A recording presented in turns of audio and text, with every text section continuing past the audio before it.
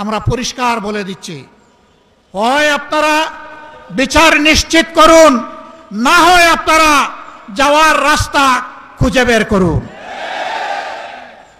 আপনারা যে পথে হাঁটছেন, সংসদে আমরা প্রত্যেকটি বিষয় সেখানে আমরা প্রতিবাদ করছি। 2/3 কিভাবে পেয়েছেন আপনারাই ভালো জানেন, আর দেশের জনগণও জানে, এবং এই ব্যাপারে কিছু রাজ সাক্ষী ইতিমধ্যে পাওয়া গেছে। আপনাদের দলের ভিতর থেকে পাওয়া গেছে, বিগত সরকারের মধ্য থেকেও পাওয়া গেছে। আমরা আপনাদেরকে বিনয়ের সাথে অনুরোধ করব, মজলুম ছিলেন, জালেম হবেন না। মেহেরবানি করে বিচারগুলো নিশ্চিত করুন। শুধু ফেসিবাদের হাতে কেন, এই রাস্তায় আমাদের কলিজার টুকরা বিপ্লবের প্রতীক শরীফ ওসমান হাদিকে হত্যা করা হয়েছে। তার বিচারও ধামাচাপা দেওয়ার চেষ্টা চলছে। এখন পর্যন্ত চার্জশিটটি দেওয়া হয় নাই। কাকে খুশি করার জন্য, কোন সত্যকে আড়াল করার জন্য এটা করা হচ্ছে, জনগণ জানতে চায়। এই 21 তারিখ, মাত্র 2 দিন আগে গাইবান্ধা ইতিমধ্যেই বলা হয়েছে, ছাত্র শিবিরের একজন তরুণ নেতাকে গলাকটে স্পষ্ট দিবালুকে সেই ফেসিবাদী কায়দায় হত্যা করা হয়েছে। হ্যাঁ, হত্যা করে মানুষকে দুনিয়া থেকে বিদায় দেওয়া যাবে, কিন্তু কোনো আদর্শকে খুন করা যাবে না।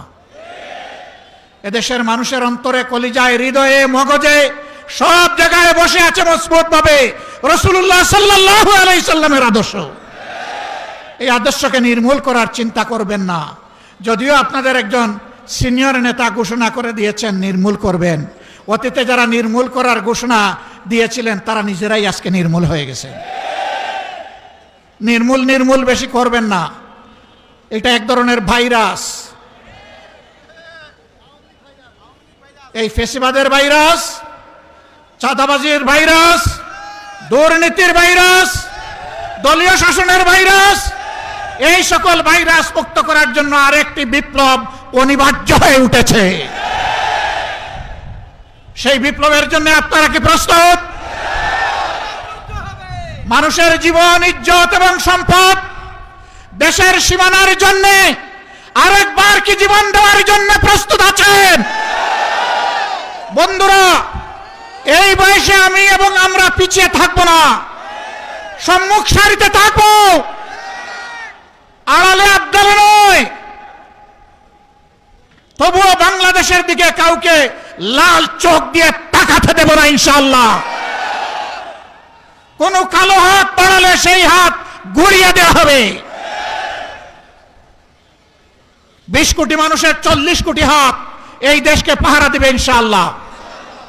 কারো বাবার সাধ্য নাই এ দেশের স্বাধীনতা এবং সার্বভৌমত্ব নিয়ে টানাটানি করার। মহান আল্লাহর উপর ভরসা করে আপনাদেরকে আগামীর সেই বিপ্লবের দাওয়াত আজকে দিয়ে রাখলাম। সংসদে যতদিন পর্যন্ত কথা বলার পরিবেশ থাকবে, জাতির স্বার্থে যতদিন পর্যন্ত থাকার দরকার হবে, তার বাইরে আমরা 1 সেকেন্ডও থাকব না। যেদিন সংসদের প্রয়োজন ফুরিয়ে যাবে, যেদিন মনে হবে এই সংসদে আর কথা বলে লাভ নাই, সেদিন সেই সংসদে খোতা হাফিজ বলে আমরা বেরিয়ে আসব। প্রস্তুত থাকুন সেই বিপ্লবের জন্যে।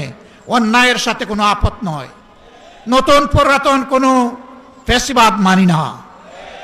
পুরাতন পরিত্যাজ্য, নূতন ঘৃণিত, কোনো ফ্যাসিবাদ মানব না ইনশাআল্লাহ। জীবন যাবে, জীবন একটাই, সেই জীবন যাবে আল্লাহর জন্যে, সেই জীবন যাবে মানুষের জন্য।